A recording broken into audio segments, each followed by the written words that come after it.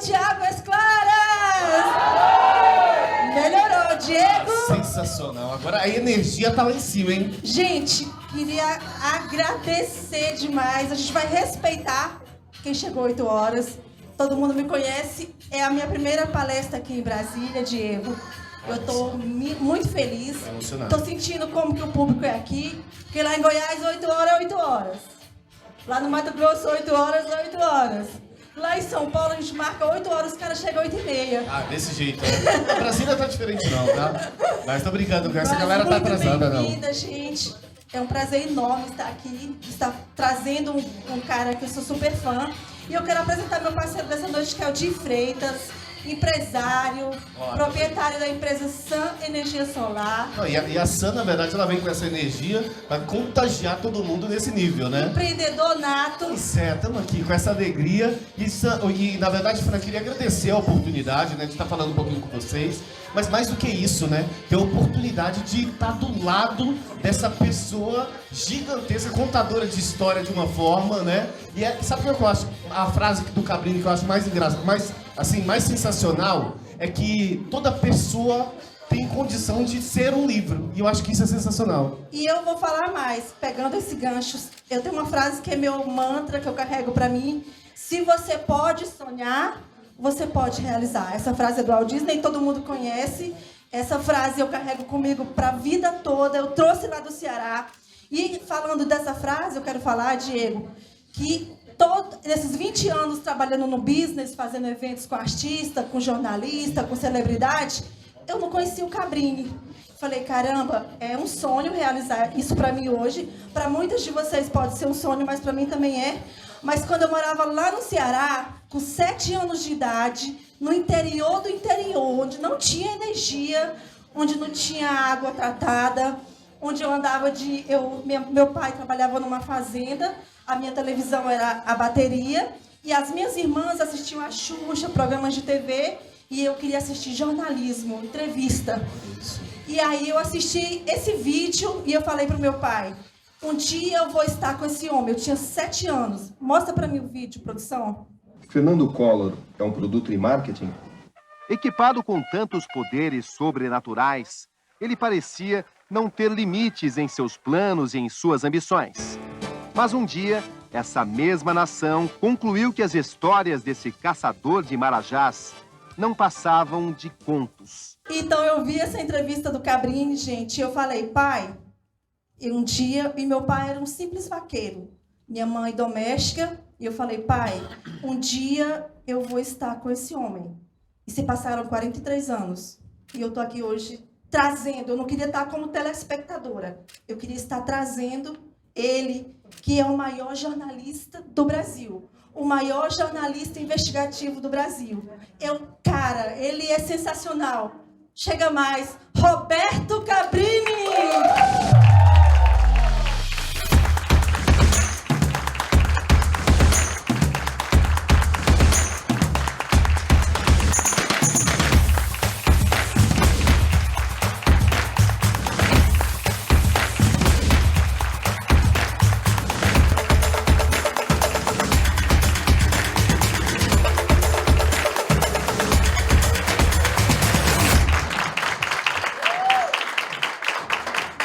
Boa noite, Diego. Boa noite a vocês. Sinto-me privilegiado de estar aqui com vocês. E a nossa vida só vale a pena pelas histórias e pelos exemplos que nós podemos passar para as novas gerações. Eu me sinto realmente muito feliz nesse momento, nessa fase da minha carreira, quando olho para trás e vejo grandes lutas. E qual é a luta de um verdadeiro jornalista? A luta de um verdadeiro jornalista é aquela para tornar uma sociedade mais justa. O jornalismo que não luta por direitos, o jornalismo que não luta por igualdades, o jornalismo que não luta contra preconceitos, é um jornalismo absolutamente irrelevante. E eu me sinto muito feliz de poder compartilhar com vocês tantas experiências, tantas lições, tantos ensinamentos, e tantas oportunidades que eu tive de provar que esse meu próprio princípio de tornar a sociedade mais justa tem de fato ocorrido na minha trajetória.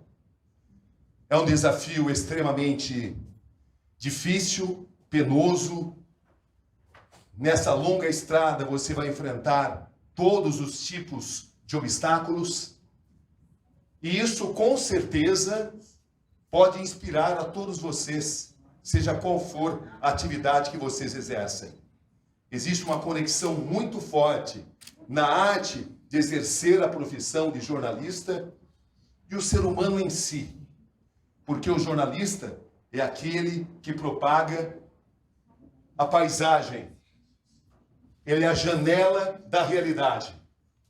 E cabe a ele mostrar com dignidade, com isenção e com apuração máxima o que existe nesta paisagem. O grande desafio de um jornalista é o de descrever uma realidade com absoluta fidelidade, possibilitando para que seu público consumidor, o público que consome o trabalho desse jornalista, possa tomar decisões mais sábias. O ato de um jornalismo, o ato de um jornalista, não é o ato de um convencimento. Quando eu faço uma reportagem, meu objetivo não é fazer com que o meu público pense como eu penso. Não, absolutamente não. Existe algo profundamente mais nobre do que isso. O dever de um jornalista é o de mostrar os fatos para que a sociedade, bem equipada com as devidas informações, possa tomar melhores decisões. Mesmo que isso, eventualmente, contrarie o que pensa o próprio jornalista. Esse é o grande objetivo. E é um objetivo, muitas vezes, extremamente difícil, porque nós nascemos com determinados valores que nos são passados pelos nossos pais, pela nossa sociedade, pela nossa comunidade. Quando eu faço uma pergunta, se eu for entrevistar a Fran, por exemplo, no ato de fazer uma pergunta a ela, eu vou com certeza transportar os meus valores. De maneira subliminar, de maneira direta, mas isso com certeza vai acontecer. Quando eu escrevo um texto, na minha ótica, na minha maneira de fazer, eu vou transportar os meus valores. E é esse o nosso grande desafio, meus amigos. O desafio de um verdadeiro jornalista é o de trazer opiniões divergentes, porque é muito fácil, muito cômodo abrir espaço para aqueles que pensam como nós pensamos. Isso é automático. A gente nem se dá conta que a gente está fazendo isso, mas nós estamos. O desafio de um verdadeiro jornalista é o de abrir espaço para aqueles que não pensam como ele. E o verdadeiro jornalista é aquele que permite que a sociedade tenha os mais diversos ângulos de um determinado acontecimento. É a chamada busca da imparcialidade. Essa busca da imparcialidade, ela é tão idealista quanto utópica. Por que utópica? Porque ela é impossível. Porque nós sempre vamos carregar determinados valores conosco. Mas esse, meus amigos, é um dos casos onde a estrada é mais importante do que o destino. Nós lutamos para buscar essa imparcialidade. E é essa busca apaixonada pela imparcialidade que faz do ato de exercer a profissão de jornalista algo supremo, algo realmente relevante para uma sociedade. É um desses casos onde a estrada é mais importante do que o destino. Essa luta obsessiva por proporcionar imparcialidade nas nossas reportagens, mesmo que a gente jamais atinja isso, e realmente a gente jamais vai atingir, porque de uma forma leve ou de uma forma marcante, de uma forma inconsciente, sempre vai haver valores. Valores que nos são passados das mais diversas formas. Mas quantos de vocês que sonham em exercer a profissão de jornalista estão dispostos a abrir espaço para aqueles que não pensam como nós pensamos. Esse é o grande desafio dessa profissão, contemplar as mais diversas óticas. E esse é o desafio das profissões que vocês exercem também. Contemplar a sociedade como um todo. Porque isso significa a exata distância entre o fracasso, entre a irrelevância e o sucesso e a relevância. Reflitam sobre isso. Isso significa doar. Doar em prol de um ideal. Vai haver, nessa estrada longa, muitas dificuldades. Mas a gente não pode jamais se afastar desses ideais. Nós, que somos jornalistas investigativos, aliás, essa expressão, jornalismo investigativo, deveria ser considerado, segundo o bom português, um pleonasmo. Por que um pleonasmo? Porque todo jornalismo deveria ser considerado investigativo. É a missão básica do jornalismo ser investigativo. Passar a informação de uma forma multidimensional. Entretanto, existem tantos exemplos de jornalismo oficial, jornalismo tendencioso, jornalismo parcial, que se convencionou se denominar de jornalismo investigativo, aquele que se aprofunda, quando todo jornalismo, toda forma do exercício do jornalismo deveria ser investigativa. E hoje eu posso dizer a vocês que dá para se medir o grau de democracia de uma sociedade pelo grau de jornalismo investigativo que essa sociedade apresenta. Em que estágio estamos nós, brasileiros? Estamos avançando, mas estamos também atravessando por um momento extremamente difícil. Um momento de partidarização, de ideologização, de polarização. Será que em nossa inteligência vai sobreviver a esse momento tão penoso das nossas vidas? Essa questão, para ser respondida, depende da nossa contribuição.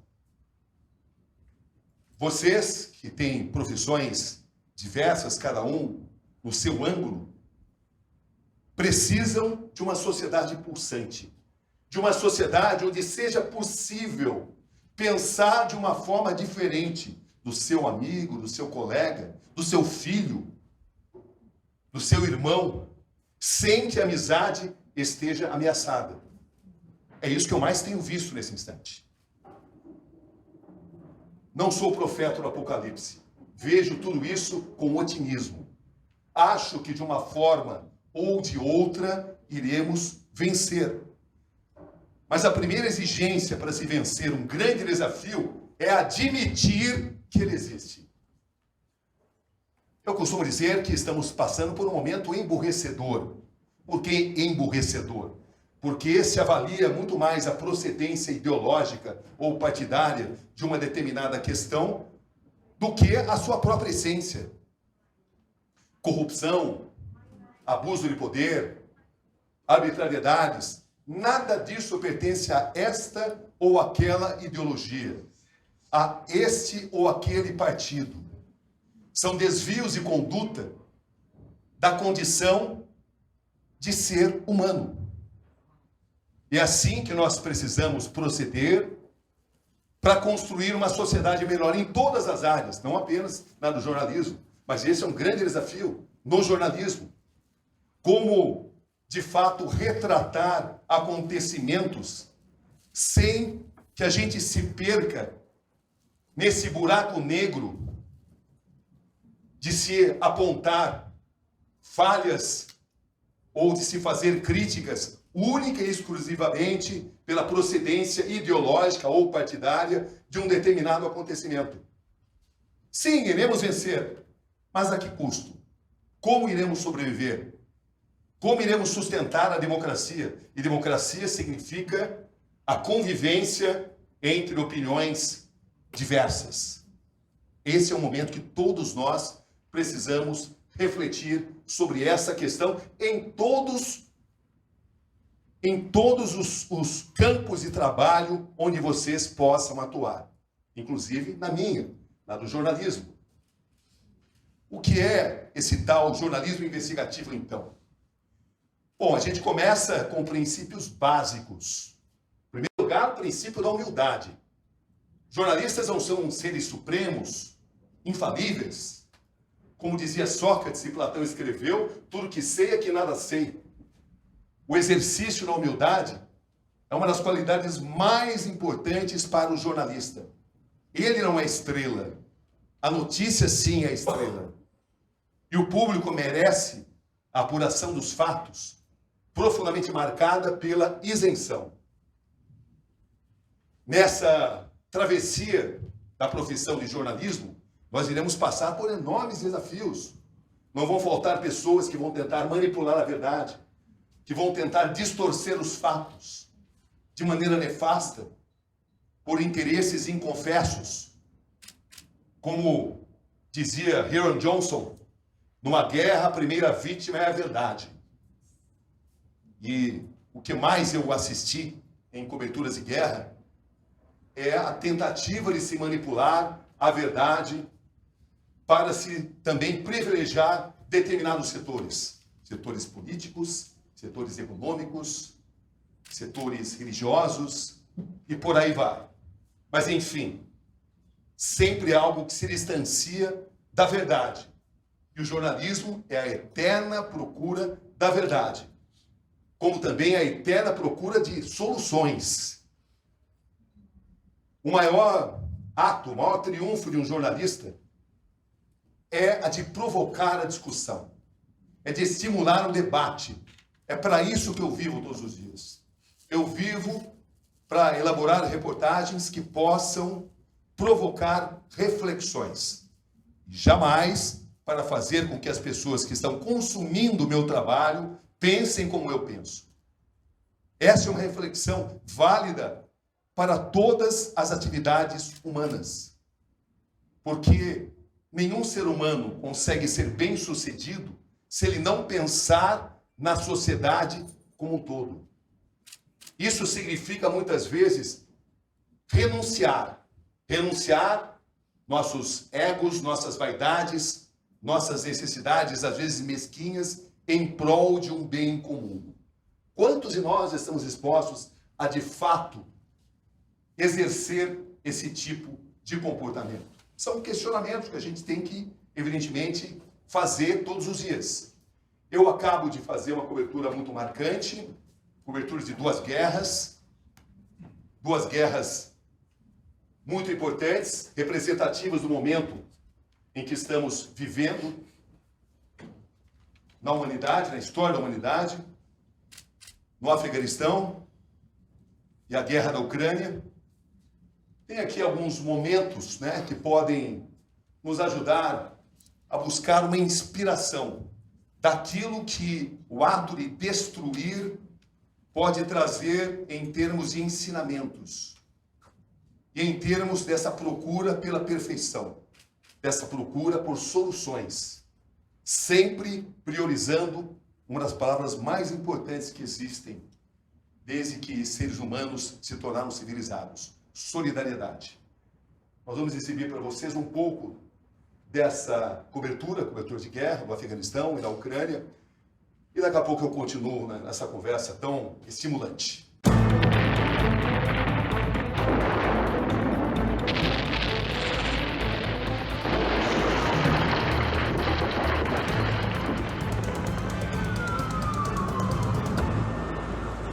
Nesse momento, acabamos de embarcar aqui no trem, na estação de Lviv, o trem que vai seguir em direção a Kiev.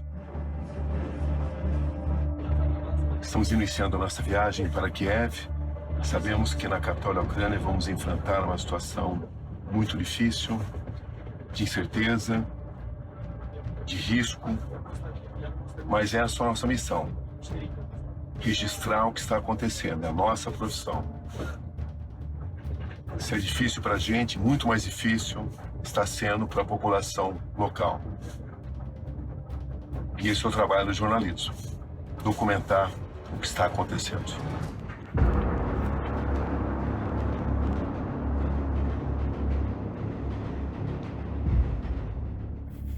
A entrada obedece um clima de muito nervosismo. Luzes apagadas, janelas fechadas. Por determinação do exército ucraniano. Todos são avisados do risco. 00:44, madrugada de sábado, 5 de março. Depois de uma longa jornada, mais de 10 horas de viagem, estamos finalmente entrando no perímetro urbano de Kiev.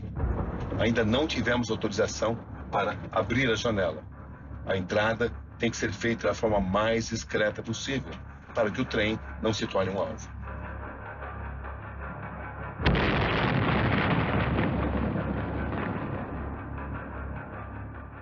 Uma da madrugada, quando desembarcamos, finalmente aqui em Kiev. Uma estação praticamente deserta. Nessa aqui, a nossa missão de registrar o que está acontecendo na capital da Ucrânia. Mas quando descemos em direção à estação, observamos centenas de ucranianos amontoados no chão frio dos grandes salões do que antes era uma das estações mais emblemáticas da cultura eslava.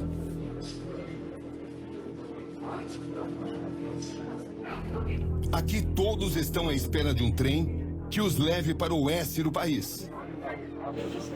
Mas a espera é longa e quase sempre não tem trem para todos.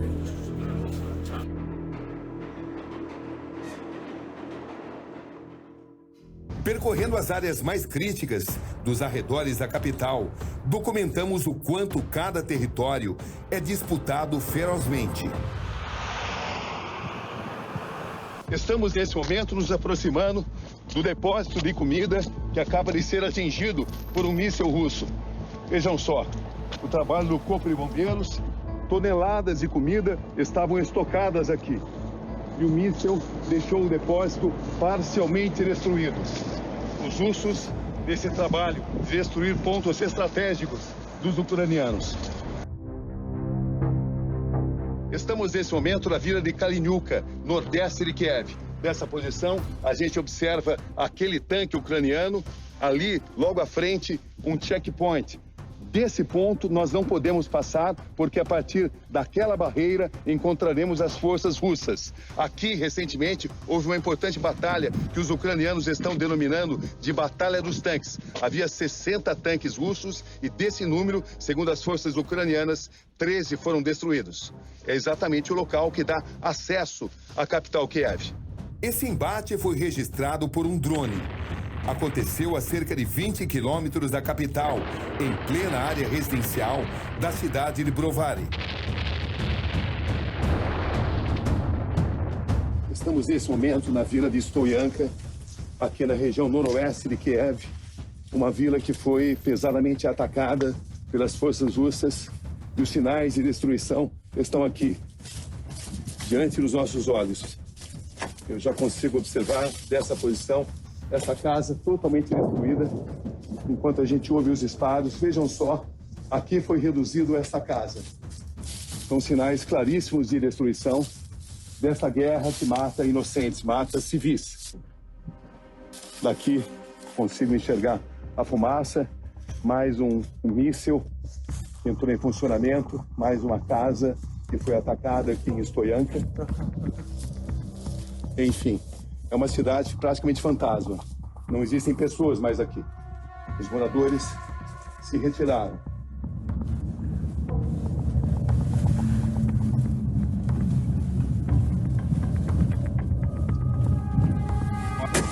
Vem.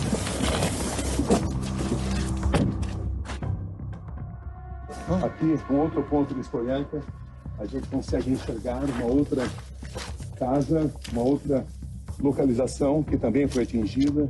A fumaça ainda está saindo do local.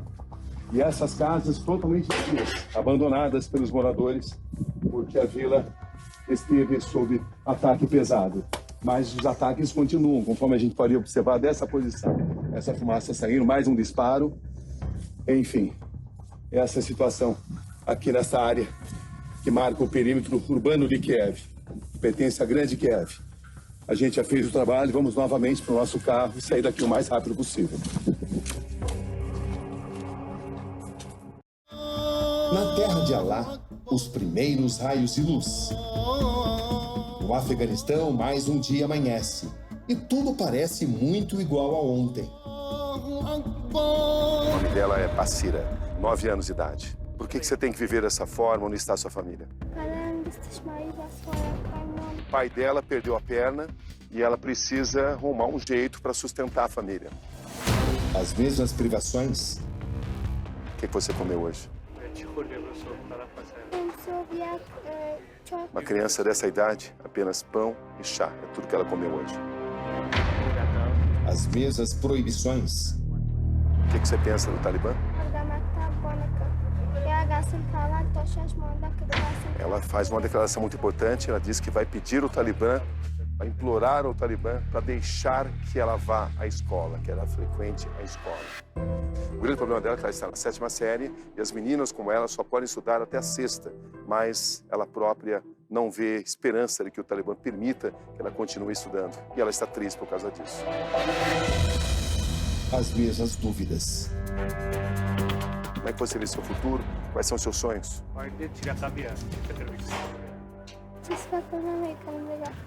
Ela não consegue simplesmente pensar sobre o futuro dela. É triste ouvir isso. E uma menina tão jovem. Isolado do resto do mundo, o Afeganistão vê a fome varrer o país e afetar a maior parte da população. Aqui hoje, milhões vivem em casas de barro, precárias como essas.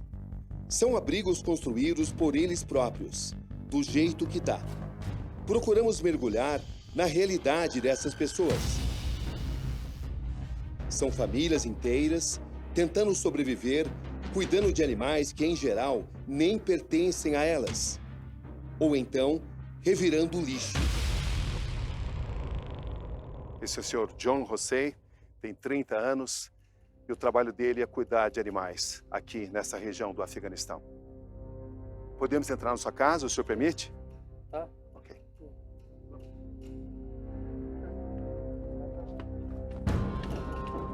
Esses são os filhos desse pastor afegão. Este é Ahmad, tem 13 anos. Este é o Anad, tem 14 anos. E o seu Sansor, que tem 15 anos. E as crianças simplesmente não podem estudar. Elas são obrigadas a ter que ajudar a ganhar vida, ajudar a família a ganhar vida, geralmente juntando lixo e vendendo o que podem. E ele se sente muito infeliz em relação a isso, porque ele gostaria de dar um futuro melhor para a sua família. Como é que o senhor descreve a vida que o senhor tem nesse momento? Está explicando que os filhos todos tentam ter uma profissão, tentam ganhar a vida de alguma forma, em geral cuidando de animais, aqui nessa região do Afeganistão. A mãe deles está fora da cidade, visitando parentes.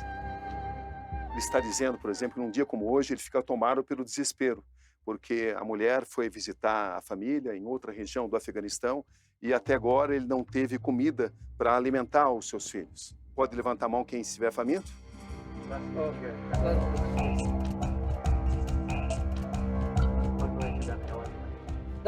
Olha Deus. Ele está me mostrando a única coisa que eles usaram como alimento até aqui, meio-dia no Afeganistão, uma xícara de chá como essa. Como é possível viver assim? E eles não são os únicos que tiram o sustento do lixo. Essa família que vive nessas precárias condições tem 11 bocas para sustentar. O pai, 4 filhas, 5 filhos. A mãe ficou dentro da casa porque, pelas tradições afegãs, ela não pode ser filmada. A sobrevivência é um desafio diário também para eles. Desde que o Talibã assumiu o poder, ele disse que a vida ficou muito pior. Eles tentam se sustentar coletando o lixo, cuidando de animais, mas as oportunidades diminuíram muito com a ascensão do Talibã e até para conseguir água é um desafio muito difícil para eles. Como é que você vê o futuro para a sua família? O grande problema nesse momento é como alimentar toda essa família, como encontrar comida. Enquanto isso não for resolvido, ele não enxerga um futuro. Ele fala também sobre a casa que ele próprio construiu. Ele construiu com os próprios braços essa casa de barro, muito precária. Ele diz, essa é uma casa decente para uma família, para crianças pequenas, ele se sente desiludido e não enxerga uma saída. Dentro do casebre de barro, a imagem cortante. Um menino totalmente tomado pelas moscas. Como crescer em um ambiente assim? Uma pergunta que hoje a comunidade internacional também não consegue responder.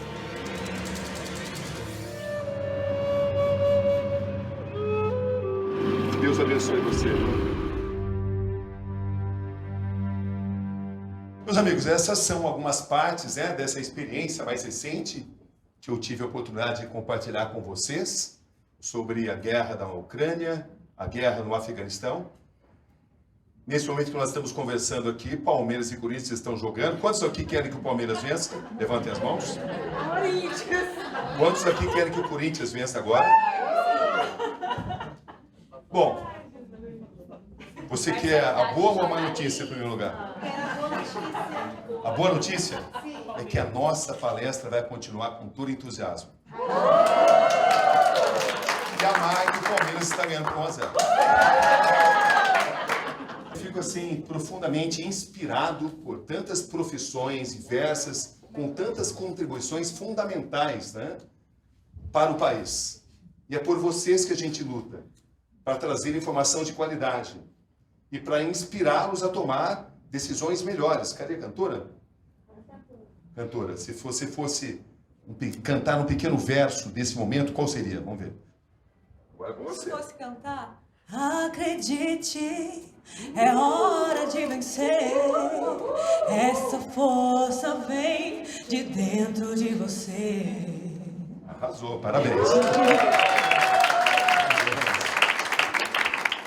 Mas o que me deixa muito feliz é ver o quanto vocês estão felizes. Eu vejo tantos sorrisos, tantos brilhos no olhar de vocês. E é assim que a gente exerce a profissão. A profissão de jornalista tem enormes desafios. Um deles, por exemplo, é o que a gente costuma chamar de ditadura das gerações. Ditadura das gerações? O que seria exatamente, Roberto Cabrini, essa tal ditadura das gerações? Ditadura das gerações é aquela matéria previamente estabelecida em uma redação de jornalismo, onde uma tese é desenvolvida e os repórteres, quando saem às ruas, eles saem com missões previamente estabelecidas. Como é que é o seu nome mesmo? Tereza Raquel. Você? Cleice. Então, se a Tereza... Cleice? Quero, que é melhor assim. Quero. E Tereza Raquel. Tá.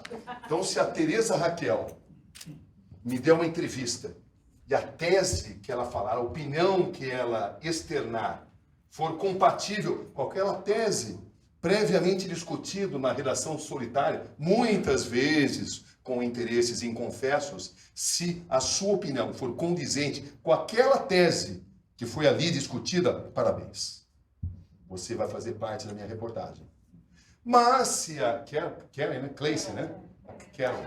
Então, se a Carol, né, tiver uma opinião divergente daquilo que foi estabelecido aqui, ali, nas portas fechadas, desculpa, você canta muito bem, muito simpático, mas você não vai fazer parte da minha matéria.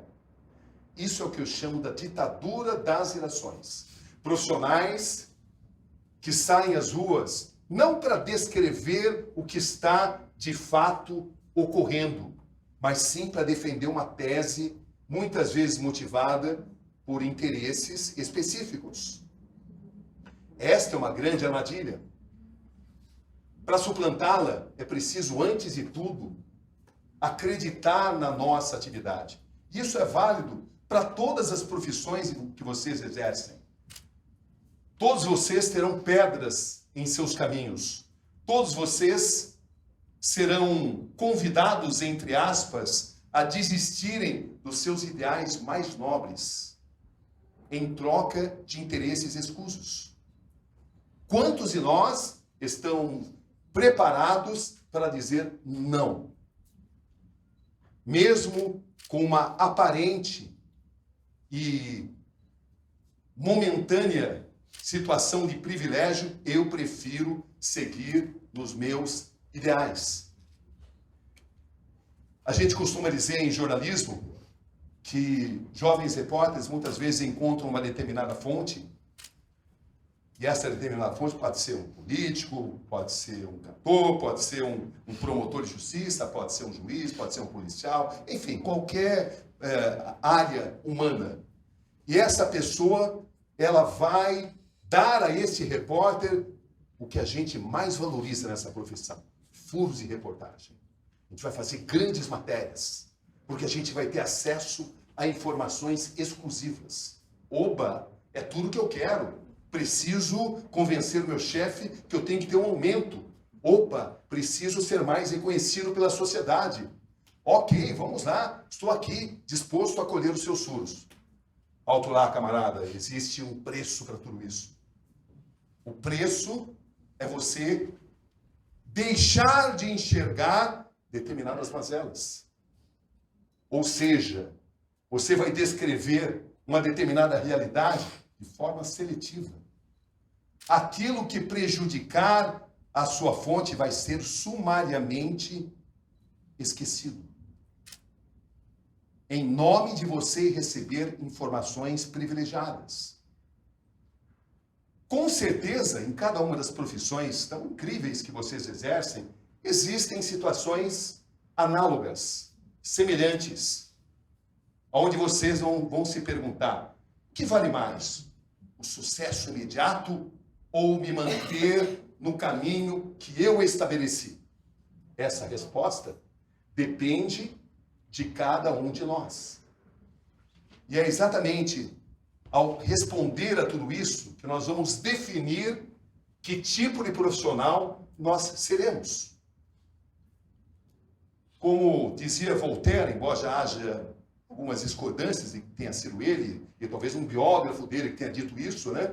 Mas a frase, ela é uma frase que nós perseguimos todos os dias: não concordo com uma palavra do que dizes, mas defenderei à morte o seu direito de dizê-la. O sagrado direito do contraditório. Algo tão sagrado para policiais, para advogados, para juízes, para promotores, para jornalistas, para cidadãos em geral.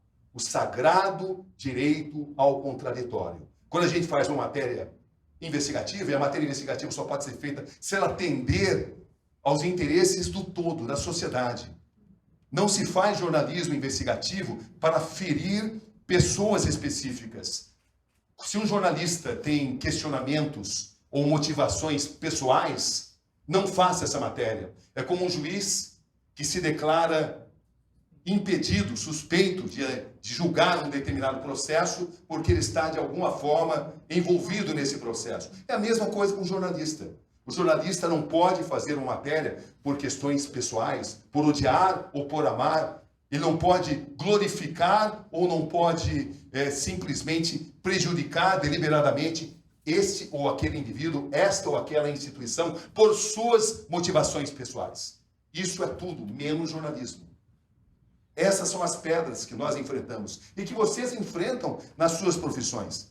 Quantas vezes vocês não se depararam com essas encruzilhadas da vida, onde vocês falam: e agora? O que eu faço? Para onde eu vou caminhar? Puxa, mas isso está tão atraente, né? Se eu fizer isso, ninguém vai ficar sabendo. Vou transgredir essa regra agora. Vai valer a pena? Não, não vale a pena. Porque na longa estrada, nós precisamos proteger aquilo que é mais sagrado para todos nós, a nossa dignidade. Porque com a nossa dignidade, nós enfrentamos os leões. Isso parece até frase bíblica, né? Eu sou cristão, mas quando eu exerço jornalismo, eu sou ateu. Opa, que é isso? Como é que é isso? Cristão, mas o jornalismo é ateu. Fácil de explicar.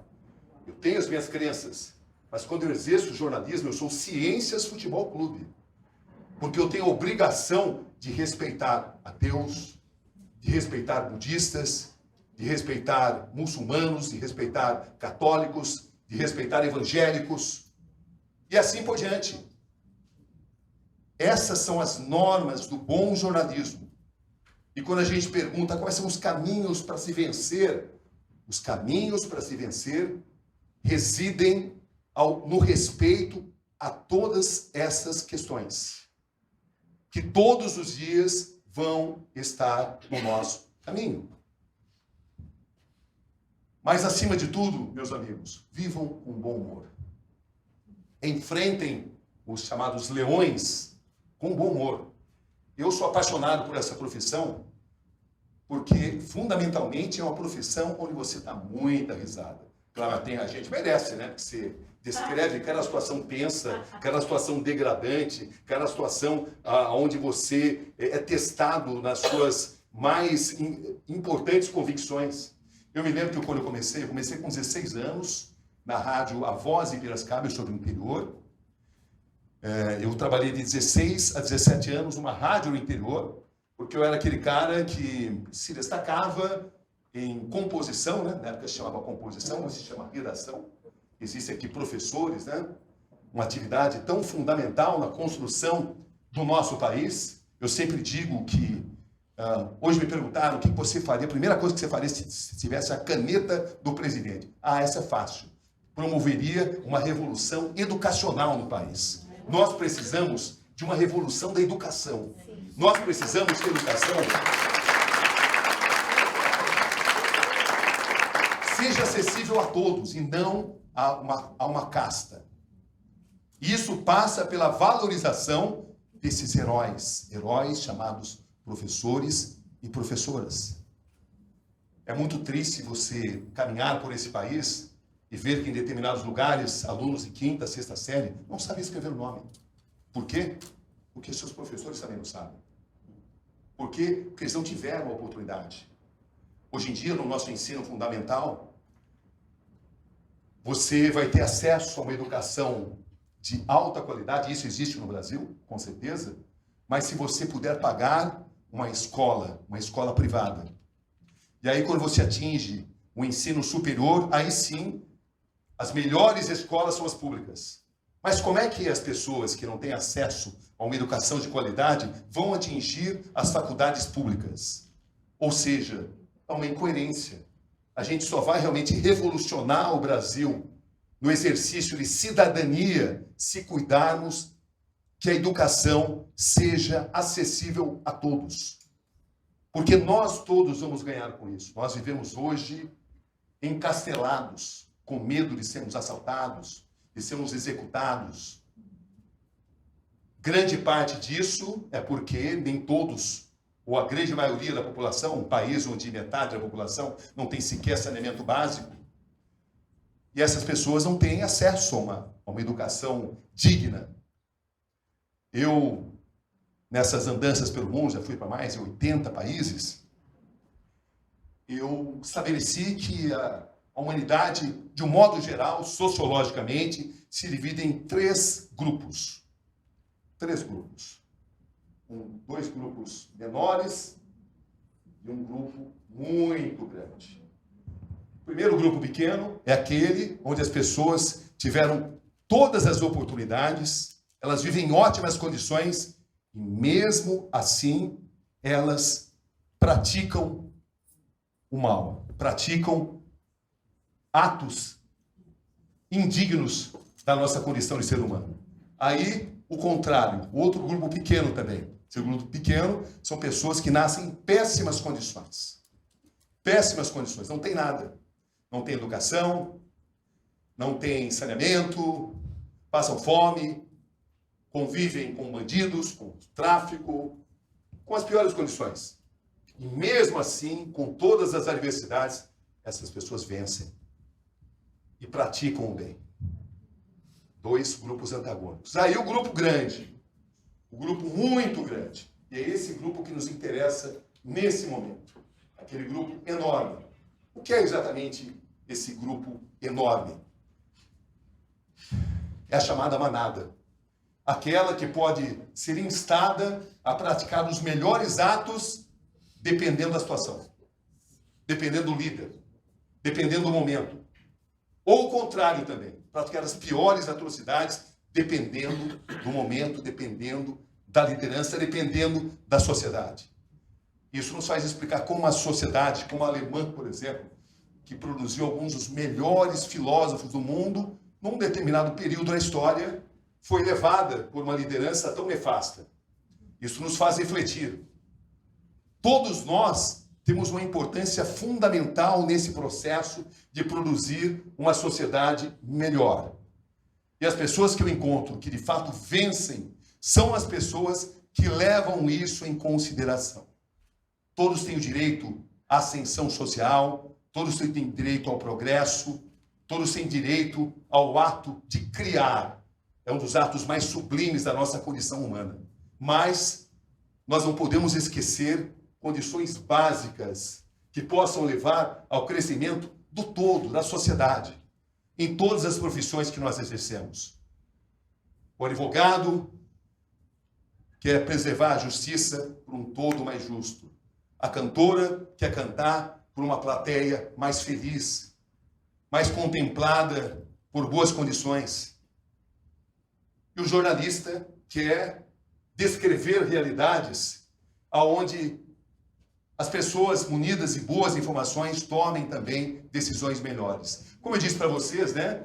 Eu comecei com 16 anos e a necessidade de conviver com bom humor. Eu comecei cobrindo esporte, porque eu era muito novo, né?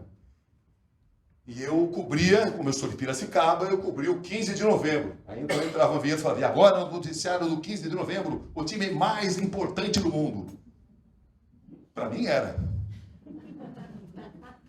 Então, para vocês, qualquer que seja a atividade que vocês exerçam, vocês são os melhores do mundo. Vocês vão vencer os leões. É esse o ensinamento que eu quero passar para vocês. Toda a trajetória profissional passa por momentos enormes de desafio. Comigo não foi diferente. Mas esses momentos de grande desafio, você enfrenta numa guerra, você enfrenta numa matéria investigativa, quando você enfrenta em situações das mais difíceis que um jornalista investigativo é obrigado a enfrentar, em todos esses instantes eu aproveitei essas dificuldades para me fazer crescer. É isso que eu gostaria de passar para vocês. Usem as dificuldades não para colocá-los para baixo, a favor de vocês. É a capacidade que vocês terão, ou não, de vencer e principalmente de aprender com essas dificuldades momentâneas que vai esculpir o que vocês vão alcançar na vida. Para que nós estamos aqui? Quais são nossos objetivos? Quais são nossos sonhos?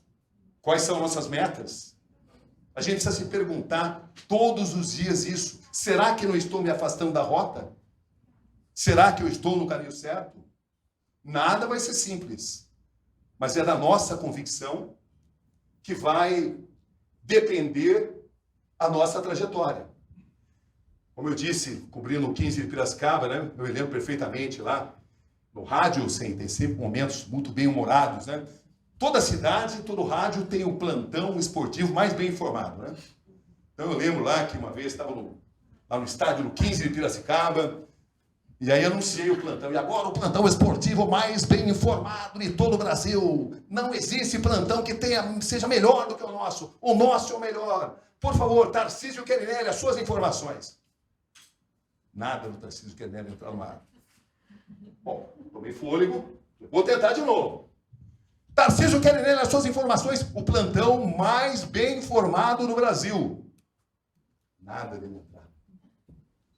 Aí daqui a pouco eu ouço uma voz assim, Cabrini, Piracicaba fala assim, né? Cabrini. Ainda bem que não fala, mas enfim, mas é um patrimônio da cidade, né? Eu posso brincar porque eu sou de lá. Aí, Cabrini, falei, informando. É o seguinte, o Piteco, o sonoplasta, ele foi na padaria e ele levou a Gazeta Esportiva com todas as informações. Ao vivão. Ao vivão, ao vivaço. Aí eu falei assim, informou o plantão mais bem informado do Brasil. É algo assim, absolutamente fantástico, né? Ou então, quando eu comecei na Globo, com 17 anos eu entrei na Globo, né? 17 anos de idade, na Globo, eu ia para Piracicaba, ali passeava nos pontos de encontro da juventude, né? E eu era um cara da televisão, tal. E com 16 eu tinha descoberto que eu, com a carteirinha da rádio, eu entrava em baile de graça. Entendeu? Até eu descobri que existe algo mais nobre do que simplesmente entrar no baile de graça. Mas eu confesso que no começo eu gostava. Até descobri que eu tinha uma missão, né? Que transcendia isso. Mas, quando eu entrei na Globo, estamos falando de 1978, não é porque eu sou tão velho, mas é porque eu comecei muito cedo, né? Comecei muito cedo, 17 anos. Eu sou o repórter mais jovem da história da Globo. Trabalhei 13 anos na Globo. E entrei com 17 anos. E eu me lembro que a gente usava ainda filme. Era o início de uma nova era no jornalismo. Pouco tempo antes, os jornalistas, eles eram identificados pela mão, por exemplo. Se tivesse ela, por exemplo, ela ia fazer uma entrevista comigo assim, e aí a mãe falou, olha, como é que chama isso aqui? Hã? Então, esse strass era minha filha, entendeu? E ela ia vibrar, mas só ia aparecer a sua mão. Naquela época, estava vendo uma mudança. Jornalistas passavam a ter corpo e alma. Eles passavam a aparecer nas matérias. Todo esse padrão estava sendo construído nessa época, no final dos anos 70. Como isso se construiu? Dois diretores muito importantes nesse processo, Armando Nogueira e Alice Maria. Armando Nogueira e Alice Maria se inspiraram principalmente no jornalismo americano.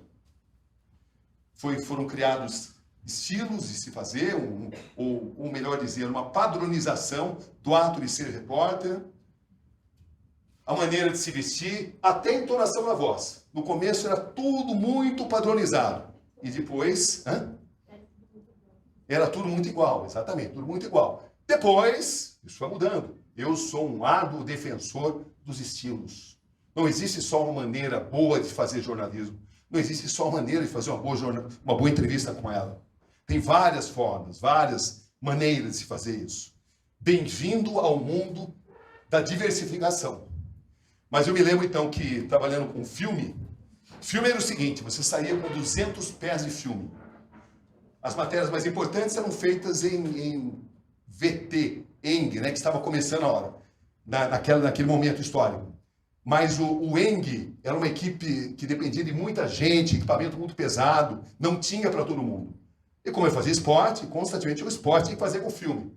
Filme era o quê? 200 pés, estamos falando em 9 minutos. Então, se eu fosse entrevistar a Valéria, e a Valéria desandasse a falar, eu não ia ter filme para filmar as pessoas, eu só ia até a Valéria falando. Exatamente. Então, às vezes, eu tinha que combinar com a Valéria, mas eu só tinha 9 minutos.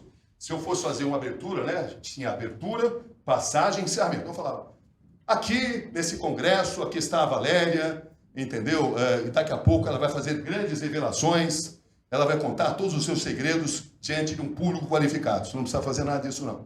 Mas, enfim, se eu fosse falar isso, começasse a errar, eu não ia mais ter filme. Aí, quando eu fosse entrevistar a Valéria, não tinha filme para entrevistar a Valéria. Então, era, ao mesmo tempo, uma grande escola, porque você tinha que editar mentalmente a matéria. Estamos falando dos primórdios da atividade dos telejornais, dos repórteres de telejornais. E eu me lembro que, muitas vezes, quando você fazia uma matéria, por exemplo, sobre a Valéria, ou sobre determinado assunto, você não tinha tempo de passar isso para VT, onde a imagem era mais nítida. Você editava no equipamento chamado Moviola. Alguém já ouviu falar de Moviola aqui? Com certeza o cineasta sabe. Esse seguramente conhece. Moviola é um equipamento hoje arcaico, né? Uma peça de museu, mas é onde o material feito em filme era editado. Você cortava o filme, né? Mas só que para você assistir e fazer edição em filme, você tinha necessariamente que ver a matéria ao contrário. Então, você não enxergava com nitidez o material que você estava fazendo. E muitas vezes você não tinha tempo de passar para VT, onde você tinha uma imagem melhor, podia fazer uma edição mais aperfeiçoada. E eu me lembro que naquela época, repórteres tinham acesso a vestiário, né, de jogo de futebol. Entendeu? No momento que o Palmeiras faz o segundo gol, acho que não sei. Mas enfim, naquela época, repórteres tinham acesso a vestiário, né? E hoje em dia não, você depende do assessor de imprensa e ele vai dar entrevista em frente a um banner. É uma outra realidade. Repórteres acompanhavam treinos de futebol. Hoje em dia não tem nada disso. Bom, eu estava entrevistando Sócrates, vestiário do Corinthians. Quem já ouviu falar do Sócrates, jogador do Corinthians? Todo mundo, né? Quem não ouviu? Melhor perguntar assim, quem não ouviu? Quem não sabe, eu explico. Todo mundo sabe quem foi Sócrates, né? Sócrates foi um grande jogador, era médico e era uma pessoa muito intelectualizada. E ele tinha um discurso, né? E no maior time do planeta, né? Há controvérsias. Mas tudo bem. O médico mandou concordar.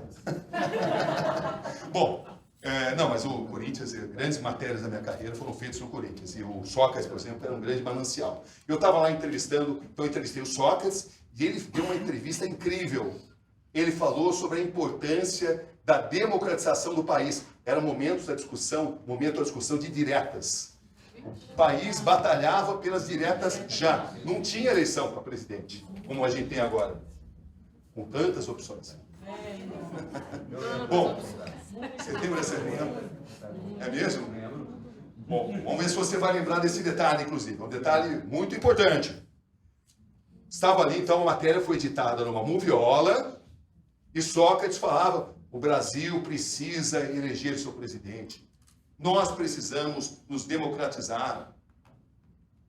É um momento de ditadura militar. E ele falava isso, todo mundo magnetizado, vendo Sócrates falar sobre a necessidade de democratizar o país. Quando, de repente, lembra, a matéria foi editada na moviola, a imagem não era muito nítida, não sei se você vai lembrar agora, mas esse é o momento. Não. Democraticamente, o Casagrande passa atrás, mas com um detalhe singular. Um corpo democratizado. Vamos ver o mundo. Então, está ali o Sócrates falando: o Brasil precisa se democratizar. E o Casagrande é muito democrático. Foram frações de segundo.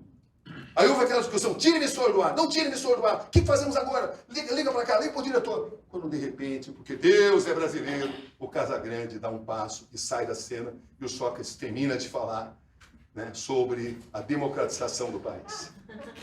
Esse era o meu início de carreira. Nesse meu início de carreira, você não tinha internet, que a internet ninguém não tinha nem noção do que poderia ser isso.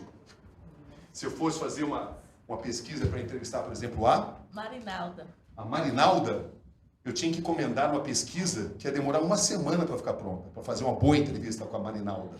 Hoje, numa fração de segundos, num smartphone como esse, vermelho, todo incrementado, eu sei tudo na Marinalda. Até o segredo, até que o que você não gostaria que eu soubesse. Mas eu vou saber, brincadeira, enfim, mas eu vou saber tudo da Marinalda, certo? E também com um aparelho desse, peraí, daqui a pouco eu devolvo. Também com um aparelho desse, antigamente, se eu fosse cobrir uma guerra, eu precisava andar às vezes 3.000 quilômetros para achar um uplink. O que era um uplink? Era a maneira que você tinha para fazer com que o seu material, a sua reportagem, subisse para o satélite. Era mais difícil você achar um ponto de uplink do que fazer a própria matéria. Era muito difícil. Hoje, com um smartphone como esse, incrementado, vermelho, né, cheio de entusiasmo, eu mudo a história da humanidade. Ele pega, faz uma selfie numa base na Ucrânia e ferra com tudo. É basicamente isso. Essa matéria que vocês viram aí, ela foi feita, em grande parte, com um smartphone, porque era mais prático você mandar para o Brasil. E a boa notícia é que hoje, com um simples smartphone, você tem a mesma qualidade que ninguém fica sabendo. As pessoas não acreditam quando eu conto que eu fiz boa parte dessa cobertura, especialmente na Ucrânia, onde a internet funcionava muito bem, com um smartphone. Ou seja, é um admirável mundo novo. Antigamente, jornalistas eram seres boêmios inverterados. Por quê? Boêmios inverterados. Eles saíam nas noitadas, porque eram nas noitadas que você ia ter acesso às grandes informações. O que estava acontecendo? Os bafões, as fofocas, as mudanças de poder, os grandes furos de reportagem. Você tinha porque tinha que sair na noite.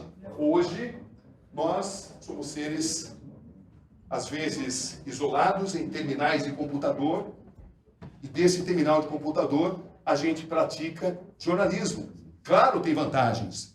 O jornalismo hoje, como a comunicação no modo geral, foi muito mais democratizado. Qualquer ser humano, qualquer cidadão é um jornalista em potencial. Eu estou aqui fazendo uma matéria sobre a Ucrânia, ou sobre o Afeganistão, ou sobre a situação aqui em Brasília, em Águas Claras, e daqui a pouco vem um vídeo de alguém que falou, não, peraí, não é bem assim o que você falou na hora. A realidade é diferente. E ele vai me confrontar em tempo real. Isso é ruim? Não, isso é muito bom.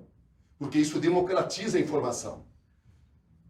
Mas é claro que existem também outras questões. Existe um preço para esse progresso. Como todo avanço, ele traz também preços para a sociedade. Qual o maior no ato de se fazer jornalismo? O maior é a propagação do que nós costumamos chamar de fake news.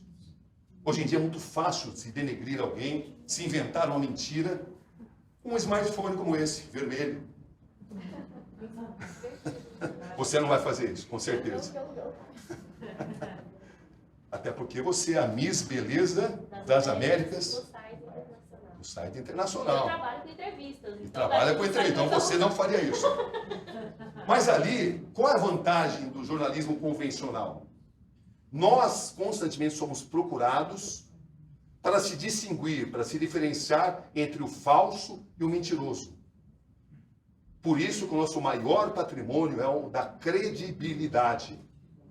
Como credibilidade é o patrimônio de cada um de vocês na profissão que vocês exercem. Vocês dependem de credibilidade. Vocês dependem de idoneidade. Vocês dependem de não se afastar dos seus princípios, das suas metas, dos seus sonhos. Não abram mão dos seus sonhos. Por mais atraente que possa ser as armadilhas da vida. Então, é nisso tudo que eu gostaria que vocês saíssem daqui refletindo, né? sobre tudo isso que diz respeito, todos esses elos entre a minha atividade de jornalista e a de vocês. Que vocês podem aproveitar no dia a dia de vocês daquilo que eu faço. Minha tarefa é essa, né? A de ser uma janela do mundo. Eu sou a janela. Não culpe a janela pela paisagem. Mas a janela não pode ser inescrupulosa.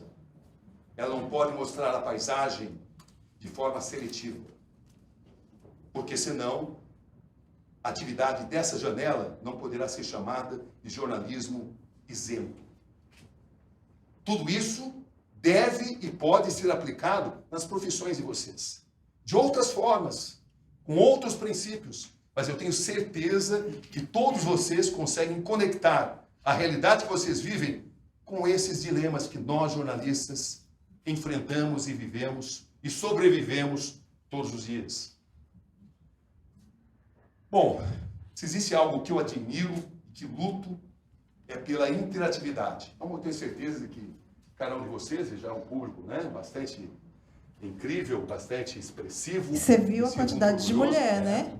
Quantidade de mulher, exatamente.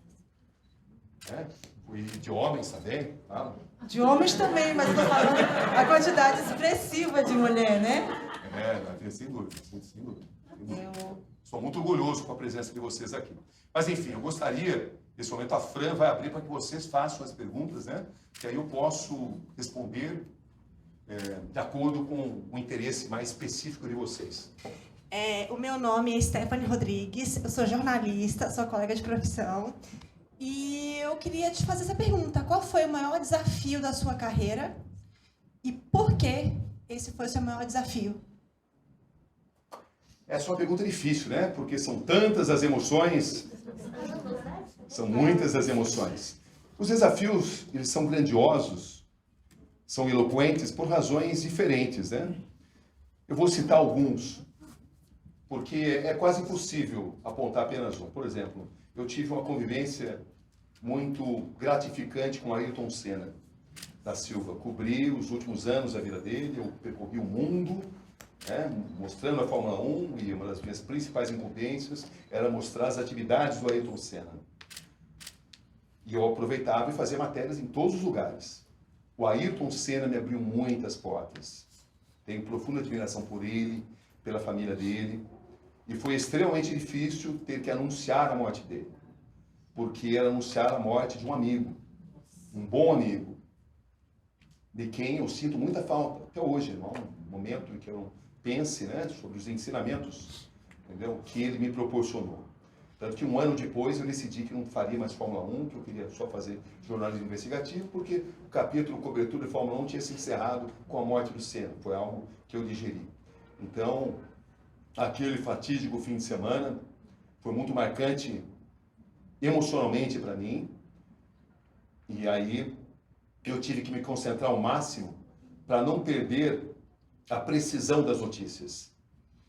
Isso não é uma verdade absoluta, que o repórter não pode demonstrar a sua emoção. Eu acho que ele até deve demonstrar a sua emoção. Ele só não pode perder, no meu entendimento, a sua habilidade e a sua condição de apurar devidamente a informação. Porque eu falei que tem vários, né? Eu falei um só. Mas, por exemplo, a cobertura de guerra, as coberturas da guerra no Afeganistão, quando o Talibã tomou o poder, e a gente estava filmando uma vila que estava sendo totalmente dizimada, e é a obrigação do jornalista denunciar abusos dos direitos humanos, e a gente filmou tudo aquilo, a gente foi interceptado na saída pelo Talibã, fizeram toda a menção que iam nos executar. O fato de eu saber falar algumas palavras em pastum fez com que eles, pelo menos, chamassem um comandante que falasse inglês, com quem eu poderia me comunicar melhor.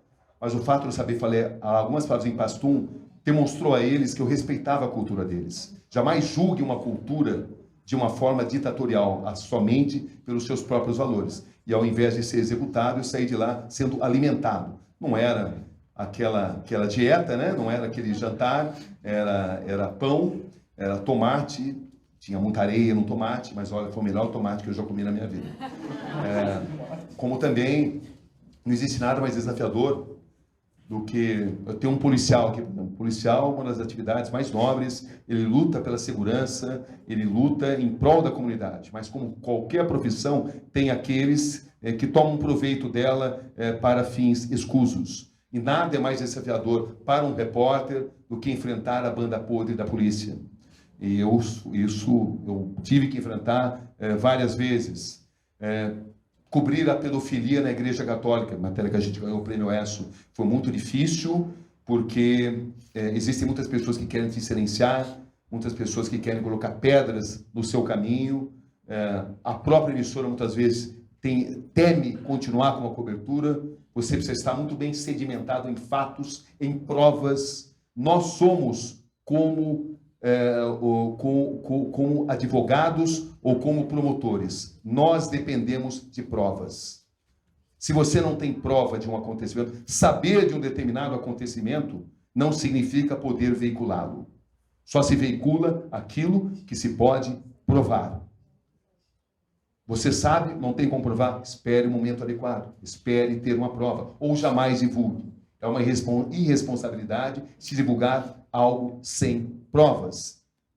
E isso, com certeza, se refere ao que vocês fazem. Vocês precisam de fatos concretos para poder seguir adiante com a profissão de vocês. Então, num primeiro momento, uma pergunta difícil, eu sempre digo que a melhor matéria é sempre a próxima, né? Eu não paro muitas vezes para pensar no passado.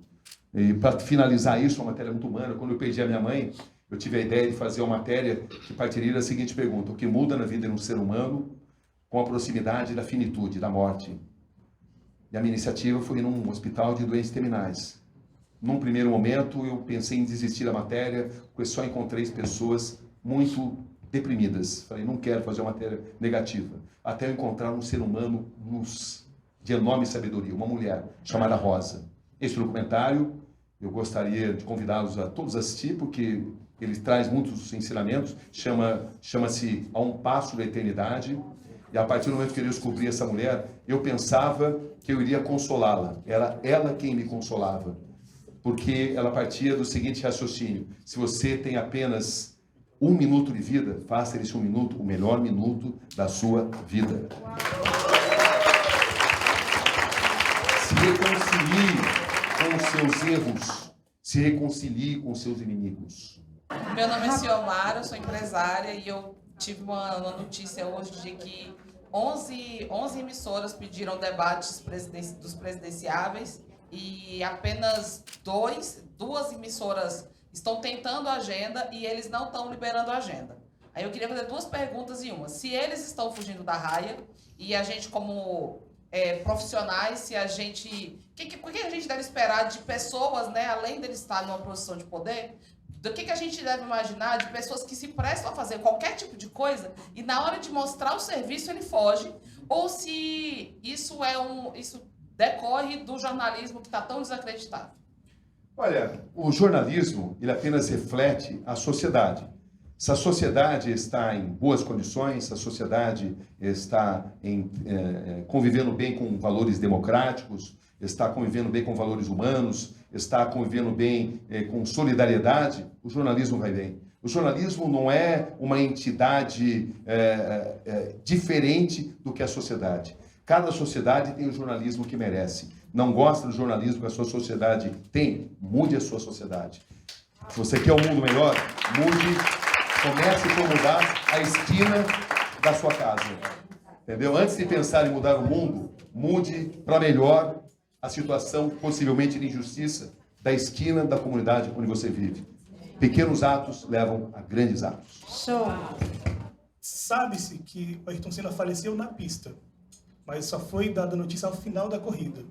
O senhor acha que o jornalismo tem que esperar, de fato, um evento acontecer para depois dar a notícia? Já podia ter anunciado antes que o Ayrton havia falecido? Bom, em primeiro lugar, isso é motivo de debate, de controvérsia, né? Oficialmente, o Senna morreu no hospital, mas eu sempre estive convencido, quem ler o meu livro, dou muitos elementos para isso, entrevistei muitos pilotos, e o próprio Ayrton Senna, com quem eu conversei na minha última conversa com ele, no sábado, quando morreu o Roland Ratzenberger, ele me disse que o Roland Ratzenberger tinha morrido na pista e foi divulgado que ele tinha morrido no hospital, porque pela lei italiana, quando acontece um sinistro é quando acontece uma morte, você tem imediatamente que paralisar o evento. E o sistema da Fórmula 1 depende da máquina, da roda girar. Então, o evento não foi paralisado. Eu tenho vários sinais, várias evidências, vários indícios, vamos usar essa palavra para ser responsável, de que não foi esse o caso. Vários pilotos pensam assim, Nicola Larini, a própria assessora do Ayrton Senna, Betícia Assunção. Existem muitas evidências nisso, mas a gente só pode anunciar algo como fato concreto com provas inquestionáveis. Essas provas inquestionáveis não existem, mas existem sim suposições bem alicerçadas de que foi isso, de fato, que aconteceu e que não foi divulgado dessa forma porque iria colidir com os interesses econômicos da Fórmula 1. Mas seria irresponsável anunciar isso como fato. O fato oficial, sustentado até hoje pela direção do Hospital Maggiore de Bolonha, é que o Senna morreu no hospital. E nós, jornalistas, podemos até aventar possibilidades, mas é irresponsável dar como oficial algo que é apenas uma suposição. Cabrini, eu quero trazer você aqui para a gente ficar a noite inteira, tem jeito? Certeza, com essa plateia aí. Porque Agora que eu fiquei sabendo que vocês anunciam o coffee break por minha causa... Então... Olha que coffee break eu gosto, hein? Eu queria que você ficasse de pé para a gente chamar os patrocinadores, porque eu sou da política... Pensei que você ia falar que você ficasse de pé para receber o coffee break, né? Porque eu sou da política de que a gente, de que juntos somos mais fortes. Certo. E este evento aqui não acontecer de forma alguma se a gente não tivesse o patrocínio dessa galera gente boa. Primeiro, eu queria que você desse os agradecimentos, Fabiano Cavalcante. Boa noite, pessoal. Feliz demais com a presença de todos. Todos os patrocinadores, vocês foram fenomenais aqui com a gente. E que aula, hein?